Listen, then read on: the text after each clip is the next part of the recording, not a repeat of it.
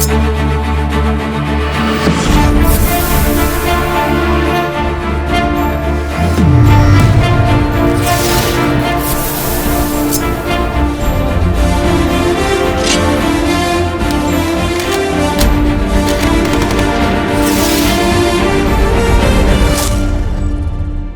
and welcome to this episode of The Defenders on Sansad TV, on which we are going to discuss the multiple military-to-military exercises that India has been undertaking with friendly foreign countries, particularly in the Maritime region, but also on the Himalayan front, and the message that it could convey and has been conveying to our adversaries, particularly China. In fact, China has gone on record to even caution the US not to exercise its troops so closely with Indian troops on the Himalayan front, and stating that it is a message that the US is trying to give to China on Sino-Indian bilateral issues. But India looks at issues in a much larger framework, and that's not just bilateral. And we have two experts, Admiral Raza Menon, a man I respect greatly, an author of some very important documents and the book on India's nuclear preparedness and nuclear policy. And we have Dr. Pant, now Head of Studies at the ORF and also Professor of War Studies at King's College London. And I will ask you that, Dr. Pant, Beijing's attempts to try and unilaterally change the status quo, it has been trying to do that in South China Sea for some time, but more recently it has begun muscle flexing on the Himalayas. What drives Beijing's agenda against not just India, but what strategists like you would argue is a mistake on opening up on too many fronts? Yes, I think, Maroof, what seems to be happening with Beijing now is that they have become overconfident of their own abilities to shape their regional periphery. So what started off in 2005-2006 by this expansionist policy in South China Sea, it has now gone on to East China Sea with Japan, with Taiwan Straits, and of course in the Himalayan borders with India. So it is now an all-encompassing military policy where they are trying to show who is the boss, who is the big guy in Indo-Pacific. And I think in that sense, the challenge for other powers, for international community, for Indo-Pacific is to how do you frame a response against China, because individually countries are relatively weak given where China is today. And I think as a rising power, what China is trying to do is to redefine the terms of engagement with its peripheral countries. And in that context, I think we have to look at what is happening in the Himalayan borders also as part of a larger shift in China's approach. You know, the old paradigm that Deng Xiaoping gave to the Chinese policymakers, that hide your capabilities and bide your time. Xi Jinping thinks that the time has come, that China is no longer rising, but has risen. So we have to, they feel that they have to redefine these terms of engagement with India, with Southeast Asia, with Japan, with Taiwan, of course, as we heard in the 20th Party Congress, where Xi Jinping made it very clear that Taiwan's reunification with Taiwan is going to be on the agenda. So I think it's more of an all-encompassing military and defense strategy, embedded in a larger foreign policy framework, which talks of China as an emerging power and a power that has risen. Just coming to that, and in fact, possibly is just keep the world's attention divided. Could it be Taiwan? Could it be Ladakh? Could it be Arunachal? Or could it just be the high seas? Admiral, sir, you're a man of the high seas. A major question that comes up, that there are two reports that say that China's military power report released by the US and a national defense strategy released also says the same things, that Washington looks at China as a consequential and a systematic challenge, consequential and systemic challenge. And it is concerned about China and its military power being used to implement coercive military behavior. Please define. Yeah, I mean, ever since the graph produced by Goldman Sachs in the early 21st century, saying that China is going to be, could possibly be the '1 power in this century. They have made no bones. They have dumped Deng Xiaoping's bide your time strategy. Now they are reaching for the stars. And the 19th and 20th Party Congress has made no bones of the fact that they are not going to accept the world order as it was run under the hegemony of the United States. That they want to say, in fact, they want probably the say in world affairs. And the fact that they are pushing India and the South China Sea are all symptomatic of their reach for great power. We are going to see much more of this until someone brings them to heel. And that is the area in which I would suggest that we concentrate. That is the maritime area where they have significant weaknesses. Yeah, I'll come to you because you've got some very strong views and I agree with that, sir. What you have talked about, how the Quad should be oriented towards actually dealing with maritime challenges and not so many other bilateral issues and what have you. Dr. Pant, China, the CMPR report, the comprehensive report as far as the China is concerned, it says that China is putting pressure on the US not to partner with India because it has warned US officials not to interfere in China's public relations with India and military relations with India. But also simultaneously, China is wanting to present multi-domain threats to the US.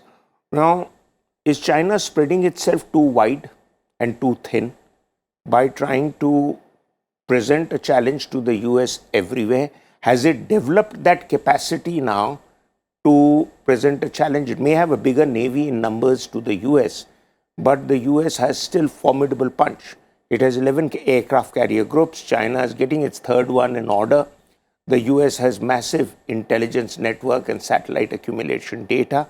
The US has weapon systems and trained forces who are, whatever their shoddy performance in Afghanistan and elsewhere, are still more battle hardened than Chinese troops. What's your take? Manu, what I think, apart from all the things that you have said, that US still commands a significant quantitative and qualitative advantage over China. What is significant is the US strategy, which has always been about hubs and spokes, right? So it has been about partnering with countries which are in the Indo-Pacific and having those relationships, and it has been constantly under renewal. So what you see with Australia and Japan today is very different from post-1945 arrangements that were made. So they are constantly evolving, and now look at the partnership with India or with key countries in Southeast Asia. Interestingly, with Vietnam, a country with which America fought a very significant war, now is a very important defense partner of the US. So I think that strategy is what embeds America into the Indo-Pacific. And I think China still doesn't have that organic shape of that strategy in place. So what China has to think is that by opening itself up on so many fronts, has it bitten more than it can chew? That's the point. Exactly. And you see that happening now. You see the kind of pushback that China is getting from Australians, from Japanese, from Indians, from Southeast Asia, some countries in Southeast Asia. That's a reflection of the fact that if you annoy everyone, then you become the villain of the piece. And now certainly there is a great consensus across the world, especially in the Western world and especially in key powers in the Indo-Pacific, that China is creating some problems that can only be tackled with stronger partnerships. So what China actually is trying to do by telling America not to engage with India, actually Chinese actions are accelerating that trend. we all talk of Quad, but let's remember, in 2007, the first iteration of Quad appeared and disappeared because Indians and Australians were concerned that we don't want to annoy the Chinese. Why should we provoke the Chinese?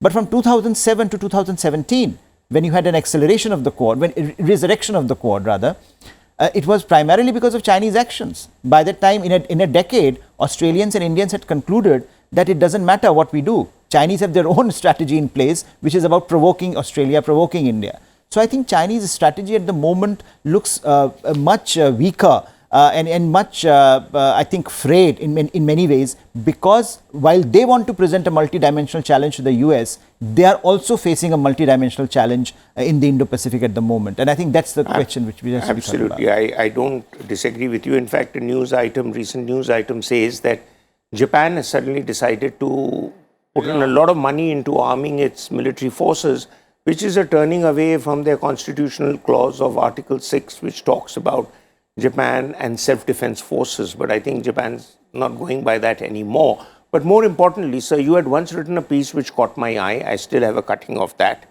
in which you had argued that the Quad needs to have, and so should the NATO, have a more pronounced military element to it, because all these alliances are not trade partnerships. These alliances and groupings are essentially to take care of threats to the very narrative that these countries hold dear. Expand, sir. I base my arguments on the revolution in military affairs. What is the revolution in military affairs? It is that you must have information dominance, and you must simultaneously suppress the enemy's information dominance. With Quad, we have virtually done that, but just stopped short because of the political hesitancy of one of the capitals. Which capital? I would venture to suggest as New Delhi. Because in Quad, there is an information sharing agreement. There is an intelligence sharing agreement. And in peacetime, United States, India, Japan and Australia have some of the largest maritime patrol forces in the world. Yes. So it is possible to keep the Indo-Pacific under a tight surveillance grip. And why must we do that? Because eventually, if the balloon goes up, you have to win the battle of the first salvo. And I'm not saying that we will get to a situation where we will fire the first salvo, but we must get to the situation where we make it clear that the first salvo is something that they are going to lose. Right. And it requires only a very small shift in the stance of the Quad powers to stop it from being a diplomatic grouping and to make it into a military alignment. Okay, so I want to shift that argument to the mountains. It has been said that small mistakes in mountains can lead to catastrophes. And I'm quoting a Chinese military modern weaponry magazine's editor, Huang Gouqi, who has said that of all the military forces worth reckoning in the world today, the most experienced country with plateau and mountain troops is neither the US nor Russia nor European powerhouses nor China, but it is India. And it is with India that the Americans are doing these training exercises, because another journalist in America has said in a book, No Friends But Mountains, dispatches from the world's most violent highlands. And she says beyond 10,000, 12,000 feet altitude, American troops can't function. And our guys seem to be completely at home in that region. So, is Yudhabhyas about that, the exercises that are happening? Or is it basically just to keep the engagement going? Because a senior military officer told me that the Yudhabhyas exercises normally take place at a battalion level, which is about 600-700 troops on either side. And I asked, why so small if it's got so much strategic importance? And he told me, because the Americans can't spare more troops than that. Can you expand? No, I think there is a degree of truth to that, and I think America and India, as they expand their partnership, the most important effect had been felt in the maritime space, where a number of exercises have continued. And in fact, if you look at the division, you will find that maritime exercises outweigh any other form of exercises that we see today. And there is a reason for that. Indo-Pacific being a very big contiguous maritime zone, it requires that kind of an effort. But I think Himalayas has always been a bit tricky, both for the US and for India. Of course, for the US, the reasons you laid out, but also for for India, the reasons that Admiral laid out. It's tricky. If you are doing it closer to the Himalayas, then you also are sending a message. After all, exercises are about signaling. Who are you signaling and what are you signaling? Yes. And I think the signaling here is very critical. And signaling here is also very simple to understand, and therefore Chinese are bothered. So even when you have 600, 700 soldiers doing a bit of exercising there in the Himalayan mountains, and this time, of course, it was very close to the Chinese border. Chinese get very perturbed, and they do believe that given India's experience and given America's informational abilities to shape the battlefield as well as technical competence, I think this is a very potent mix, and they don't want that. So I think certainly there is an element that Americans want to learn and engage with India on a territory about which they know very little. But I think it's also about India and the US to sending a signal as a joint working force that, look, this is something that we can do. But unless we scale it up, unless we make it more credible to the adversary, I think the effectiveness or the deterrent effect would be very limited. So I think we are, my own sense is that we will see that scaling happening gradually. But as you know, we are still in the midst of a conflict which keeps on flaring. Taiwan flared as recently as we don't have time. We don't have time. Those who in South Block who think that we have leisurely pace and we'll deal with them 10 years down the line, everything would have changed dramatically by then. Admiral sir, 2 quick points, and you are best placed to answer. My own argument has been that the one way of putting off Chinese pressure on us on the Himalayas is to put pressure on them in the maritime domain. Absolutely. Yes. And my second argument has been that since we are still higgle and haggling about theatre commands and giving adequate resources in air power to our maritime commands, would it be possible for the maritime commands to press the throttle and go full on with offensive drones which can make up for what you would lack with air power? I'd like to bring that back to the basic question, and that is that China has an incredibly poor maritime geography. The country is shaped like a box, with the narrow end facing the Pacific, where sits the mighty United States Navy. And under these circumstances, this country's leaders have actually established a base in Djibouti, 6,000 miles from their home base. Yes. They have really stuck their necks out.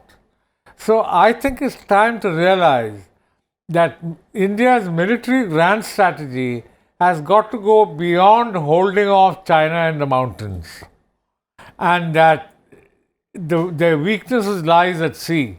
Their main weakness, of course, is the fact that 64% of their oil comes through the Indian Ocean. Yes. And all goes through the Malacca Strait. Yes.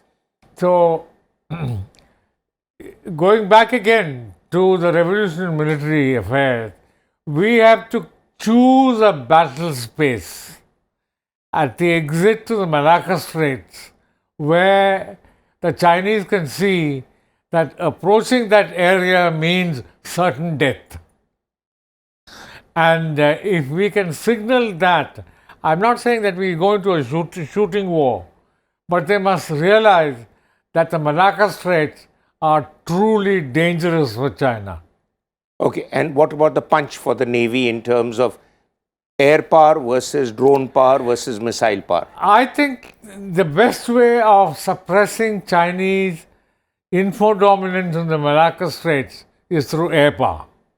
And that air power, I think, should come from Great Nicobar, Yes. the base that is being built up by India now. Yes. But in private conversations with the Air Force, they seem disinclined to go expeditionary. This seems to be a deep flaw in the sense that they feel that if they can fly over a certain place, they have established air power. Okay. So we'll come back to that as the last question. Professor Pant. China and India militarily are, at least in the subcontinent, I believe, we can give each other a bloody nose. The point some people raise is the Chinese military technology, high-tech capability, which can, for a moment, let's set aside cyber attacks. Just the military technology, hypersonic capability can cause, and this is the subject of a recent book which got some people going into a tizzy, but can China actually bring to bear the kind of resources that it has and talks about in the event of a limited conflict on the high Himalayas? Because in Kargil, Pakistan did a lot of chest thumping, but it was down to the foot soldier to define the course of battle. You know, what Chinese are indicating, Maroof, is that they are moving towards, towards bringing all their resources together and thinking more cohesively about what to bring to bear in a particular theatre. And I think you have to give them credit for military modernization. You know, they may not have great experience, but I think what Xi Jinping has done in the last few years is thought very creatively about the military institutions, structures and processes. So I think there is an element there where their grand strategy or their evolving grand strategy is using all instrumentalities of power and see how they can shape the battlefield. And their information, of course, becomes a very important element. But you are right that ultimately, if you look at their technological base, it's still limited. And it's still very, very limited compared to, say, some of our partners, which if you take America as India's partner, then I think you do see a disparity there, which they are trying to close. And of course, Americans are now trying to turn the screws on this particular technologies, the space where a lot of geopolitics is being fought. But I think the point here is that you can't think of grand strategy in slices, right? You can't think of continental strategy and maritime strategy. A nation strategy, grand strategy has to be a combined whole. And that's where I think Chinese are moving, and India should also move with equal speed, because we don't have time, as you said. And I think that is the essence of a lot of these conversations, whether this is about theatre commands or this is about resource constraints and how do we bring to bear those resources, and how can you use technology better? You know, all the questions that you raised about drones or about information warfare, hybrid warfare, grey zone warfare, all of these questions ultimately are about how can India as a power redefine the contours of grand strategy, so that even with a militarily superior power that looks superior on the surface, you can tackle that, you can manage that country's rise. I think Chinese vis-a-vis the US, that's the thinking, that's where their evolution has happened with all their constraints. And I think India should do the same. Okay, last question to you, sir. It is said that India's maritime thinking is largely in a strategic space that goes from the Gulf of Aden to the Straits of Malacca. We may be part of America's Indo-Pacific strategy, but it is more Pacific than Indo. Yes. And our own strategy is more Indo than Pacific. Definitely. So how do we use resources available to the Navy to get over this reluctance that might be among some air warriors to be positioned to stare the adversary in their eyes, that you cross that defined line and I'll hit you? Yeah, as Harsh said, grand strategy has got to be a comprehensive whole, in the sense that we must be nimble enough to signal to the Chinese when they do salami slicing in the mountains that we are going to react at sea. Absolutely. And there is a simple way of doing this. I mean, I can give many uses of the Navy as an instrument of state policy in peacetime. For instance, threatening Djibouti is not difficult. And that's the kind of thought that we should be having when they do salami slicing in the mountains. Very well put, sir. Very well put, sir. And as far as the Indo and the Pacific is concerned, we don't necessarily have to go there because they have to come here. And once we beat them here, it is signal to them that they can be beaten here. When they have to come here, they will not create trouble there. Well, we'll leave it at that, and I think that's all comprehensively brought out. Thank you very much to both of you, sir, for your wisdom, and thanks to everybody for watching. Until our next episode, goodbye.